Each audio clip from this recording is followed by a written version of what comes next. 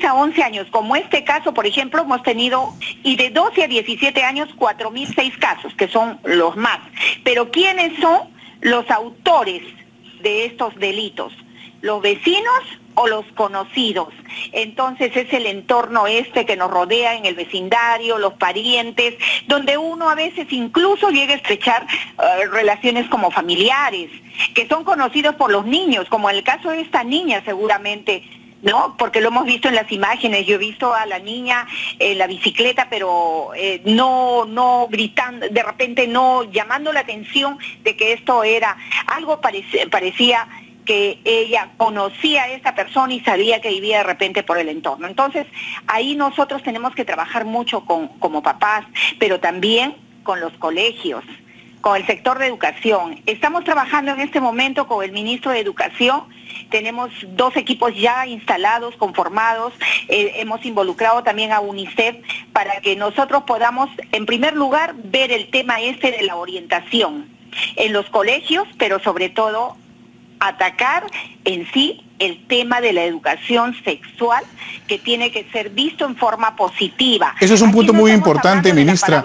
Ese es un tema muy importante el que usted ha tocado, porque de un tiempo esta parte se debatió, se discutió, se criticó el hecho de incluir algunos términos dentro de la currícula escolar, que para muchos era como que algo que los asustaba, ¿no? No sé, era como si escucharan al cuco, como se dice de manera coloquial. ¿Y por qué? Y en todo caso, ¿qué se puede hacer respecto a eso? Usted lo está, digamos, afirmando, lo está reconociendo. Falta incidir, apuntalar el tema de la educación sexual para que los niños sepan... En los colegios. En los colegios, claro, evidentemente. Para que los niños sepan también defenderse de alguna manera con las actitudes, con las denuncias, para que esto no sea un tabú. ¿Cómo se puede mejorar este conocimiento si es que hay todavía estos tabúes y estas críticas y estos miedos que nos sobrepasan, lamentablemente? Bueno, nosotros vemos 2 temas ahí. El primero, y como usted lo ha señalado, no vamos a caer en el tema de que la palabra género, que Exacto. La palabra que esto, que provoca la ideología de género. No sé quién la inventó, pero el gobierno no fue, el gobierno nuestro. Nosotros lo que crearon fue una situación tan horrible, sacando 2 ministros de educación por este tema y bueno, por otros quizás. No lo sé, no lo quiero remover. Precisamente, o sea, se desvía el tema de fondo por una cuestión política y finalmente se queda en nada y pasan estas cosas, ¿no? Sí, pero eso ya pasó, dejémoslo ahí. Lo que nosotros tenemos que hacer, a mí siempre me gusta mirar de hoy para adelante. Entonces, ¿qué es lo que estamos haciendo? Estamos tocando el tema de educación sexual tal cual, educación sexual para proteger y darle seguridad a nuestros niños en todo el país. Es solamente eso. Entonces, estos equipos están trabajando. En primer lugar, yo felicito también al ministro Wexler porque él está incorporando el espacio de tutorías en todos los colegios en el Perú. Pero yo le añadiría ahí el otro tema que le decía. Necesitamos tener un presupuesto urgente para también poder colocar a un psicólogo en cada colegio. ¿Y por qué un psicólogo? ¿Esto es posible realmente? Porque sabemos que el tema, por ejemplo, de la salud mental no se toma como una política de Estado, una política, lamentablemente, de gobierno, de salud pública. ¿Es posible realmente? Usted señala que sí, poner un psicólogo en cada colegio. ¿De cuántos colegios estamos hablando? ¿De cuántos profesionales de la salud estamos hablando para que realmente se haga realidad esto, ministra? No, estamos hablando de un tema muy serio. Exacto, por eso le pregunto, porque no se puede decir simplemente vamos a poner un psicólogo en cada colegio cuando en realidad esto es imposible. Sí. No, los psicólogos tienen que estar también en los colegios y tienen que estar en cada colegio. Eso al margen del trabajo que se puede efectuar en salud mental. También estamos trabajando con Promundo, un programa para adolescentes. Uno, para evitar embarazos adolescentes. ¿Cómo lo trabajamos en los colegios? Con casos, con estrategias, con lineamientos que han dado resultado en otros países. Pero por otro lado también con los adolescentes en prevención, varones, para evitar la violencia, el maltrato, para trabajar con ellos, especialmente esta prevención es necesaria.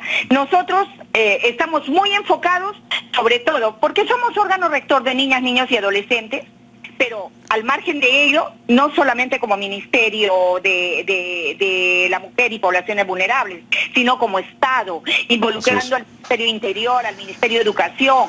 Nosotros estamos conscientes de que esta tarea tampoco solamente es de gobierno, necesitamos a los otros estamentos, trabajar de cerca con el Ministerio Público para que puedan de una vez terminar de instalar el registro de agresores, de violadores. Ese registro lo necesitamos. Ministra, sí, dígame. Sí, y también con el Poder Judicial entendemos que tienen una carga procesal muy fuerte, pero también hay prioridades. Y los casos estos, especialmente este último, por ejemplo, necesita esta atención, tienen que ser más diligentes. Pero aquí no se trata de decirle, está fallando el Poder Judicial, está fallando, no. Aquí se trata de hacer un trabajo conjunto.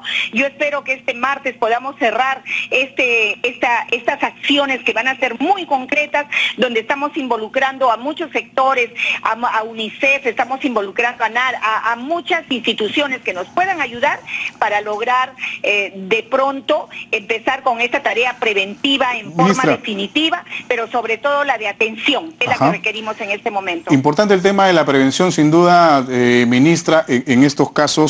Y a propósito de lo sucedido en Tacna con esta pequeña de 9 años que finalmente salió embarazada producto de una violación. Hace un tiempo se dio un debate en el Congreso respecto a la despenalización del aborto en caso de violaciones a menores de edad. Finalmente fue desestimado en el legislativo porque también hubo una serie de posiciones y argumentos a favor y en contra. ¿Qué opinión tiene usted respecto a esta iniciativa? ¿Es viable realmente según su parecer, su pensar, su posición? Bueno, en realidad nosotros sí, en el caso de Tacna que usted refería, es lo mismo, es igual, es esto que yo le había comentado, de que esto, por ejemplo, esta es una prueba clara de que son los padres los que ocasiona esta violencia sexual en los menores. Pero una vez ya ocurrido el hecho, con las consecuencias que conocemos con esta menor de 9 años, ¿no? Se propuso, por ejemplo, hace un tiempo el tema de la despenalización del aborto en casos como en casos de violaciones. ¿Cuál es su posición al respecto? Bueno, esto del aborto, la despenalización del aborto es un proceso, y un proceso que aún nosotros no estamos llevando como Estado de repente, como ciudadanía también, porque aquí la ciudadanía es importante. Entonces es un proceso que va a seguir seguramente su curso. ¿Usted está a favor o en contra de esto? ¿Cómo lo ha evaluado usted personalmente? Mire, como ministra de la Mujer. Yo en mi posición de ministra, yo no puedo dar una opinión que si estoy o no de acuerdo, porque usted me está pidiendo una opinión personal. Ahora, yo pienso de que todo lo que sea bueno para nuestros niños será bueno y será mejor. Son procesos. Sigamos los procesos, porque aquí ¿qué pasa? Que cuando un ministro opina algo, tenemos a un sector de la población que está de acuerdo y otro que no está de acuerdo. Aquí no se trata de seguir dividiendo el país. Pero supuestamente un ministro es una persona que representa al Ejecutivo, hay una posición finalmente de Estado, de gobierno. Y yo le aseguro a usted que como ministra vamos a respetar los procesos, vamos a seguirlos llevando adelante, y en verdad lo que nosotros queremos es proteger a nuestras niñas. Ya hay el consentimiento para el aborto terapéutico. En el caso de la menor de Tacna, por ejemplo, no se podía porque ya tenía 27 semanas de gestación. Estamos hablando de más de 6 meses. Ahí, por ejemplo, no se puede aplicar. ¿El aborto terapéutico sí se puede aplicar en casos como en el de esta pequeña, por ejemplo? Si es que si nos abstraemos un poco del tema de esta niña. Aquí en el Perú, existe el aborto terapéutico, pero podría darse en alguna otra situación, digamos, que involucre una menor. Pero no en estados avanzados de gestación, por el amor de Dios. O sea, ahí no podemos hacer esto. Pero sí, seguramente, según sea el caso, la legislación nos permite a nosotros poder hacerlo, por supuesto. Si la legislación lo permite, está establecida, nosotros no tenemos que ir en contra de ninguna ley, de ninguna norma aquí en el país, ¿no? Entonces, además, que tenemos que pensar también en el sentido humano, o sea, no se puede tampoco presionar a una niña que ¿cómo se llama?, pueda llevar un embarazo producto de una violación cuando tiene 9, 10 años. Esto es algo que la legislación lo contempla y nosotros somos respetuosos de ella, ¿no? Pero definitivamente el mensaje que yo le quisiera dar, al margen de todo lo que nosotros estamos comentando, de todo lo que está sucediendo, es este cuidado y protección, que es como un binomio de trabajo enlazado así, estrechamente entre los padres y los educadores. Así tiene que ser. Responsabilidad más de los padres que de ellos, pero al final una responsabilidad compartida. Tenemos que estar más atentos, tenemos que hablar de un tema de educación sexual en forma abierta en nuestros hogares, decirle a los niños qué es lo que pasa con una primera relación a los 12, 13 años, qué cosa es lo que me espera en el futuro teniendo un niño cuando ni siquiera estoy entrando a la adolescencia. Tenemos que decirles que no pueden confiar en los vecinos, que yo te llevo, y sobre todo, hay algo muy importante, las redes sociales. UNICEF ha lanzado una campaña acerca del acoso cibernético para menores de edad, para los niños.